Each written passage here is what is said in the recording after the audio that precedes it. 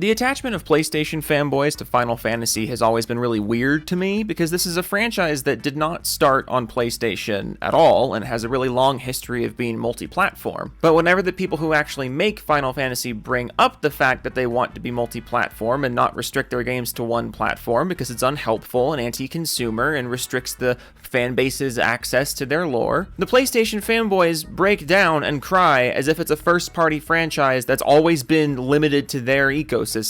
Case in point, this article that came out the other day about Square Enix once again reiterating that they're done with PlayStation exclusive Final Fantasy games and that they want to get the currently PlayStation exclusive titles to other platforms so more people can experience them and get invested in the franchise, like how the series used to be. Now, if you're a creator, it makes total sense. It's a completely pro-consumer thing to do on top of that, and the years of console exclusivity are almost completely over. The console market is stagnant. There really isn't any good reason for games to be held hostage on these overpriced plastic boxes anymore, especially not when PC gaming is more accessible than ever, and the, performance per dollar that you're getting with modern PC tech is honestly incredible. But look at this headline. Look at this post. Can you guess who threw a hissy fit about a non-PlayStation owned franchise continuing to not be a PlayStation owned franchise? Yeah, people got really upset about this news, even though it's stuff that Square Enix has been saying for months, but let's just dive into the replies here and make sure you guys have your nuclear waste suits prepared. The stupid swim goop suit from Doom Eternal? Yeah, put that on. Put it on. Gavin Dickerson says, judging by the poor sales of FF16 on PC, they should stick to the one platform where they make their money. So, just because Final Fantasy XVI sold poorly on PC, that means they should ditch multi-platform games altogether. Slightly ironic, since Square Enix is only changing strategy because they're not satisfied with PlayStation exclusive sales numbers. So, by your own logic, Square Enix should be abandoning the PlayStation ecosystem entirely, since you seem to think that one game selling poorly on one platform should signal a complete trashing of that platform for a franchise. Never mind the circumstances around said version that sold poorly. Because, it's really not surprising that Final Fantasy XVI underperformed on PC. It was a delayed release, it had pretty decent competition in its launch window, and it was not a very technically sound port. It's really not surprising that it underperformed. But it didn't sell no copies, and that's the thing that you can't really ignore. Because the argument here is very simple. Square Enix can either sell additional copies of their games on non-PlayStation platforms, copies of the game that otherwise would not have been sold, or they can not sell those additional copies. They either sell more copies or they sell less copies. And to Square Enix, that decision should be really easy. Because it's also not like the PC isn't buying Final Fantasy games altogether. FF16 is really the first time that the PC community hasn't absolutely gobbled up a Final Fantasy game.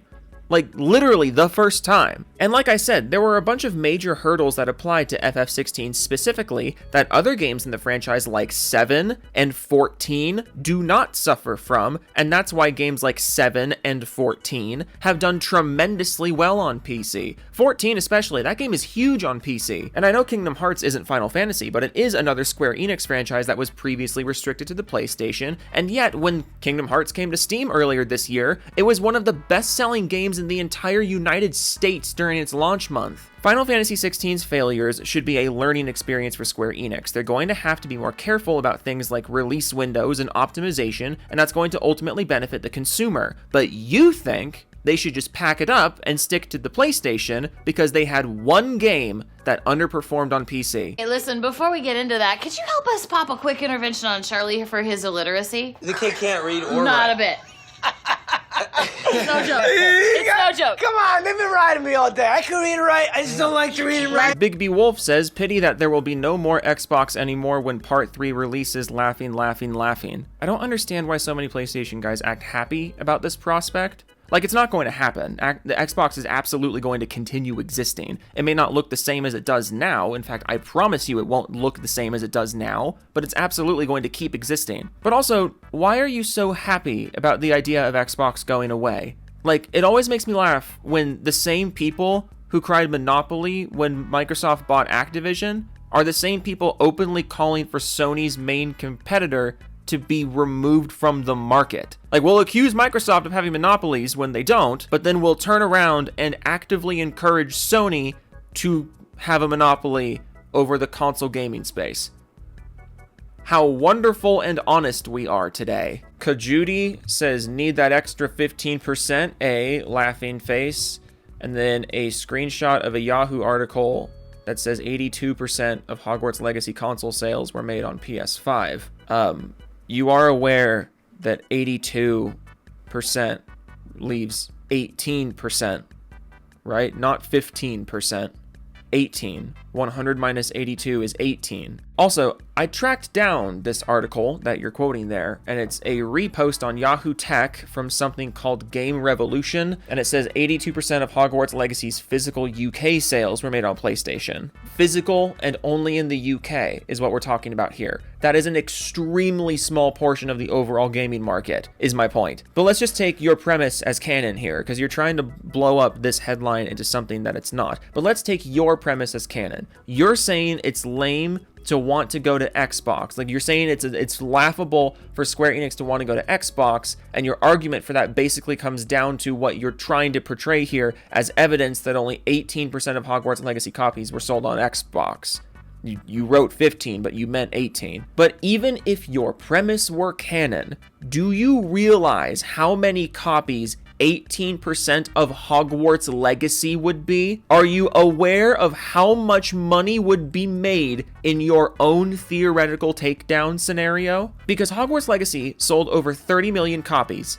18% of that is almost 5.5 million. You're trying to use it as a big takedown that Xbox players bought almost 5.5 million copies of Hogwarts Legacy. Hogwarts Legacy on the Xbox, in your scenario, outsold a good number of first-party PlayStation exclusives. Also, PlayStation dudes are the same people who paraded Final Fantasy XVI's sales numbers around like a giant victory lap, and that game sold 3 million. So a little more than half of Hogwarts Legacy on Xbox, but we're trying to use this as a takedown. Like, genuinely, why are you bringing this up? This specifically up as a point in your favor. Hogwarts Legacy sold really well on the Xbox by the standards you've laid out here. So what even was your argument?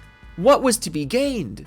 I've wasted so much time. Oh, pause right there. It's time for me to shout out the Doofus Club. The Doofus Club is the membership system. Down there, 99 cents a month. There's only one tier. And in that tier, you get a couple emojis. You get the little badge next to your name. And you get to be shouted out in all the videos as long as you're part of the Doofus Club when I record the videos. Like right now, at 1:24 p.m. on December 5th, the Doofus Club is Omnisteph, Blue Who, Mr. Self-Destruct, Willie JJ, Ella Minopi, Jody Breeze, Mr. Techno Squeak, Maxler L. Maximus. Maxler L.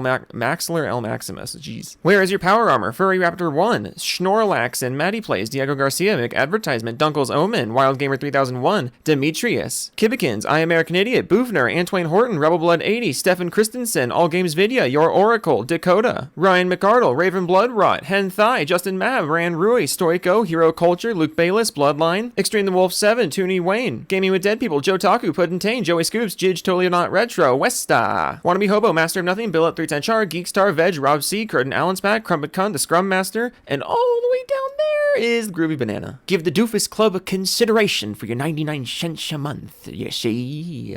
Okay, back to the video. 6i says, laughing, crying, Xbox, or does he mean Game Pass? Game Pass is on Xbox. Just port it to PC and move on. It's like this, devs have no clue, facepalm. The devs have no idea what they're doing, guys. Devs are so stupid. I can English good, dev stupid, facepalm. Charlie OS says, great dead console, nobody buys games. COD sold 80% on Sony. Again, with someone not understanding just how much money that is for Xbox. 80% of game sales on Call of Duty were Sony. That means 20% of them were not. Do you realize how many copies 20% of Call of Duty is? Do you realize how much of a viable revenue source that is outside of Sony's ecosystem? No, of course you don't understand that. You can literally be staring at evidence that games sell tremendously outside of the PlayStation ecosystem, and you'll still act like somehow games completely fail unless they're restricted to the PlayStation ecosystem. You're literally advocating for games to sell less copies overall because the PlayStation has the biggest cut of the platform sales breakdown sometimes. That's literally the point you're trying to make. You actually think it benefits anyone for literally every company involved to make less money and less gamers to have access to the game. And why do you think that benefits anyone? Because it adds to the checklist of PlayStation exclusive games. Literally no other reason. Quick, everyone take this person really seriously. It'll be super funny. They won't know what the fuck is happening. Joseph Miller says, but never put Rebirth on the PS4 when Remake originally started on the PS4 and not the PS5, and now he's talking about the trilogy appearing on the Series X, but okay, yeah, sure, bud. This just in, games that come out after the release of a new console might only be on that new console. What? Marlin, it may be, but it also needs to be available on Game Pass day one or it won't move many units at all.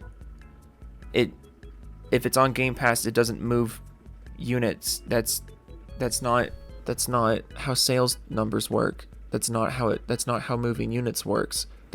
These things aren't even a little bit connected. I'm gonna eat my own shoes. What is happening? I'm a Janitor says they will sell tens of copies on Xbox, totally worth porting. Didn't Death Stranding top the Xbox sales charts when it was ported over there? Like, is that not a thing that happened? CMA 8K Dual Sensible says, how wrong can he get? I don't get this. Multi-platform franchise decides to go console exclusive. The franchise starts selling less copies and the publisher is less happy about their return on investment. Publisher says they want to go back to the strategy that sold them more copies.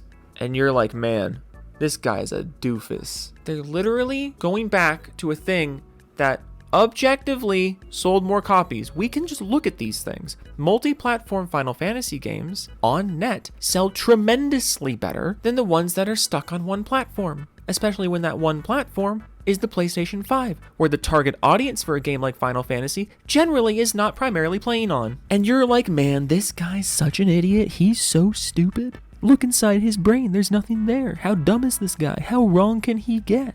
Oh my god. Sparta Reach says, all of a sudden Xbox is cool for Square. Yeah, okay, they really hit rock bottom, laughing, crying. I mean, Final Fantasy was multi-platform. Like, they were perfectly happy to be on Xbox before. Only thing that changed is Sony cut them a fat enough check. I don't understand how this is a change in policy at all. Devante says, you are a fool to still willingly support or even play on an Xbox. Why are you talking like Count Dooku? You are a fool, dear friend, to still willingly support or even play on an Xbox. I don't know why I did that. Angel of No Mercy. Hope all PlayStation players won't support at Square Enix games that are released on at Xbox, as I definitely will not. Nothing like good old blackmail, am I right, fellas? Games were on PlayStation and Xbox. Then they went away from Xbox to only be on PlayStation, and they sold less copies of the game. And now you're like, hey, don't go back to the Xbox or you're selling even less copies of the game. Keep it here where you only sold even less instead of even less. Man, what a consumer-friendly attitude you have. A nice nap and a cold lager. That's great. It says, Square Enix trying to suck up to shitbox cultists so they'll actively buy one of their flopped ports for once by the time Final Fantasy VII Remake 3 is out in 2028. Uncle Phil's worthless failed platform won't exist. You know what? I'm gonna go play backyard baseball. I'm gonna go play that now. Toodles.